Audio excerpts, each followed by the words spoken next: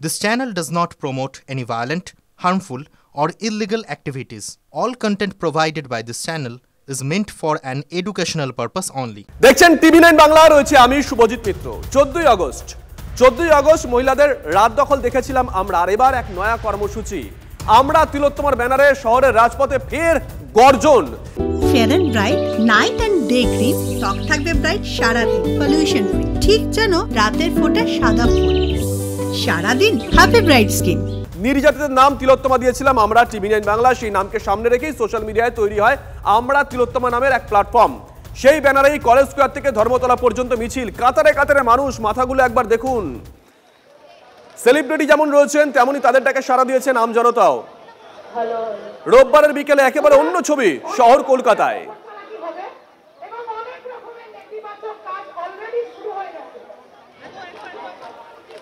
এই মুহূর্তে আমরা যে ছবি দেখাচ্ছি দেখুন, ড্রোন শটের মাধ্যমে এক্সক্লুসিভ টিভি9 বাংলার পর্দায়। তিলোত্তমার পাশে দাঁড়িয়েছে গোটা তিলোত্তমা, পাশে দাঁড়িয়েছে গোটা দেশ। যারা স্লোগান দিচ্ছেন এই কণ্ঠগুলো অরাজনৈতিক, তেমনটাই দাবি করেছেন তারা। এর সঙ্গে রাজনীতির কোনো মিল নেই। আমরা এই মুহূর্তে যে ছবি দেখাচ্ছি দেখুন, কলেজ স্কয়ারের সামনে থেকে ধর্মতলা পর্যন্ত মহা মিছিলের ডাক দেওয়া হয় আমরা তিলোত্তমা মঞ্চের তরফ থেকে। সেলিব্রিটিরা যেমন এই মিছিলে সামিল হয়েছেন, তেমনই তাদের ডাকে সাড়া দিয়েছেন আম জনতাও। আমরা এই মুহূর্তে যে ছবি দেখাচ্ছি, কাতারে কাতারে মানুষ আজকে রাস্তায় নেমে এসেছেন। রবির বিকেলে একেবারে অন্য ছবি শহর কলকাতায়। রুমেলা আমাদের সঙ্গে রয়েছেন, আমাদের সহকর্মী স্পট থেকে। রুমেলা, তোমার সঙ্গে দফায় দফায় আমাদের কারণ না কারণ কথা হয়েছে এবং তুমি দেখাচ্ছিলে যে এখানে কোনো রাজনৈতিক স্লোগান নয়, পাশের দুটো মানুষের রাজনৈতিক পরিচয় হয়তো আলাদা, কিন্তু আজকে একটা দাবিতে গোটা তিলোত্তমা এক হয়ে গেছে। রুমেলা,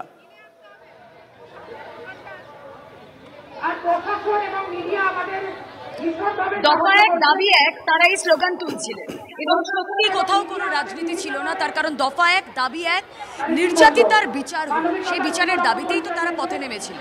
দেখো, আজ আমি এই মিছিলে দেখেছি একরত্তি থেকে অশীতি পথ সকলেই পা মিলিয়েছে। আজ আমি দেখেছি সাধারণ মানুষ থেকে যারা ভীষণভাবে পরিপর্দার তারা পা মিলিয়েছিলেন, কিন্তু তারাও আজ নিজেদেরকে বলছেন যে আমরা সাধারণ মানুষ হিসেবেই পা মিলিয়েছি।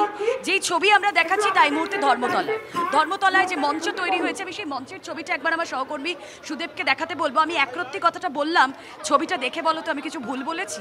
যিনি দাঁড়িয়ে রয়েছেন ওই একরত্তি, তার যে পোস্টার তার সঙ্গে রয়েছে, সেখানে লেখা এই বিশ্বকে আমার বাসযোগ্য করে দাও। এই দাবিটা নিয়েই যারা আজ পথে নেমেছেন তাদের মধ্যে বয়সের কোনো বাধা ছিল না, তারা সমাজের বিভিন্ন স্তর থেকে ছিল। কৌস্তব, শুনতে পাচ্ছ? ভাষা হয় আন্দোলনের, অনেক রকম ভাষা হয়। এরকম অরাজনৈতিক আন্দোলন, এরকম স্বতঃস্ফূর্তভাবে আন্দোলন হচ্ছে এত দিন ধরে, গত 23 দিন ধরে এখনো পর্যন্ত বিচার পাওয়া যায়নি। বিচারের দাবিতে কিন্তু এই আন্দোলন চলছে এবং ধর্মতলায় এই মুহূর্তে ছবিটা আমি তোমাকে দেখানোর চেষ্টা করবো। আমরা ক্যামেরা পার্সন সঞ্জিতকে বলবো ছবিটা দেখানোর জন্য। সমস্ত মানুষ কিন্তু এখানে এক হয়ে গিয়েছে এবং দেখো এখানে কিন্তু একটাই কথা, দেখো এইখানে যে মঞ্চটা রয়েছে সেই মঞ্চের কথা যে রাজার নীতি ভুল হয়েছে তাই লড়াই সকলের, গেরুয়া লাল সবুজ নয় এই মিছিল মানুষের। নিঃসন্দেহে এই মিছিল অরাজনৈতিক, এই মিছিল এরকম স্বতঃস্ফূর্তভাবে এরকম মিছিল, এরকম আন্দোলন, এইরকম প্রতিবাদ শেষ কবে দেখেছে বাংলা? তিলোত্তমার জন্য কিন্তু গোটা তিলোত্তমা এক হয়ে গিয়েছে শুভজিৎ। এবং এই ছবিটা আমরা বিগত 23 দিন ধরে দেখে আসছি যে সাধারণ মানুষ তারা পথে নেমে এসছেন এবং আজকেও কিন্তু সেই ছবিটা ব্যতিক্রম নয়।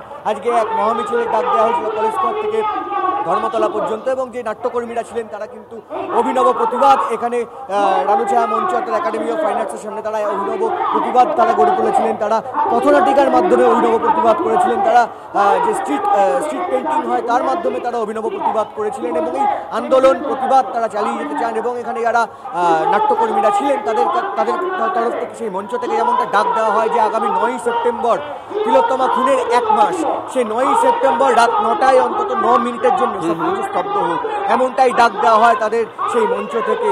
এবং পরবর্তীতে তোমার সঙ্গে আবারও কথা বলবো আমরা। তবে এই মুহূর্তে যে ছবি, এই ছবি এর আগে তিলোত্তমা দেখেনি, রাজ্য দেখেনি, গোটা দেশও বোধহয় দেখেনি।